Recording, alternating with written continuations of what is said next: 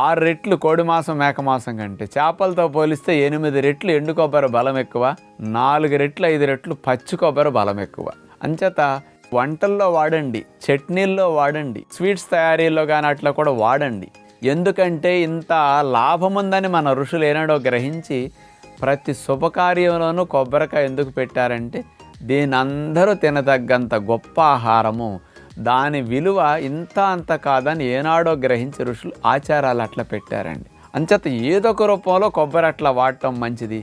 ఎవరికైతే పిల్లలు బలహీనంగా ఉన్నారో, కండ పట్టాలనుకుంటారో, ఎక్కువ శక్తి కావాలనుకుంటారో, ఆటలాడేవాళ్ళు కానీ, జిమ్కి వెళ్ళేవాళ్ళు కానీ, అలాంటి వాళ్ళు కానీ, గర్భిణీలు కానీ, బాలింతలు కానీ, తెలివితేటలు పెరగాలనుకునేవారు, మేధాశక్తి పెరగాలనుకునేవారు, ఇలాంటి వారందరికీ పచ్చి కొబ్బరి ఒక అద్భుతమైన ఆహారం. అందుకని ముప్పేట కాయ అంటారు.